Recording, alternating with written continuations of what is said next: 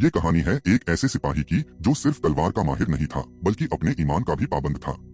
रजिस्टन के सहरा से उठकर उसने दुनिया के सबसे अजीम फौजी सरदार का दर्जा हासिल किया। लोग यूज अल्लाह का तलवार कहते थे। अरब की ताप्ती लहर पर एक छोटा सा लड़का हाथ में लकड़ी की तलवार लिए अपने गांव की गलियों में दौड़ रहा था। ये था खालिद, जिसकी आंखों में बचपन से ही जंग का जज्बा चमक रहा था। जैसे जैसे उम्र बढ़ती गई, खालिद ने तलवार चलना, घोड़े पर सवारी और जंग के उसूल सीख लिए।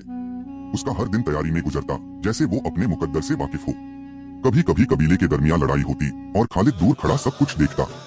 उसके दिल में अपने लोगों की हिफाजत का जज्बात उठा, मगर कुछ चेहरा उसकी रूह को बेचैन कर देते। एक रात सितारों से भरे आसमान के नीचे खालिद अकेला खड़ा सोच रहा था। दूर से एक मस्जिद का मीनार चमक रहा था, जैसे उसे किसी नई मंजिल की तरफ बुला रहा हो। फिर वो वक्त आया जब खालिद ने सच्चाई को पहचान लिया। आंखों में आंसू, दिल में सुकून और जुबान से इकरार, मैं अल्लाह और उसके रसूल पर ईमान लाता हूँ। इस कबूलियत के बाद खालिद एक नई रोशनी के साथ जीना लगा।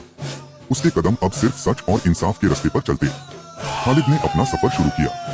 रजिस्टन की हवाएं उसके लिबास को हिलाती रही, मगर उसका इरादा मजबूत था, इस्लाम के परचम को बुलंद करना।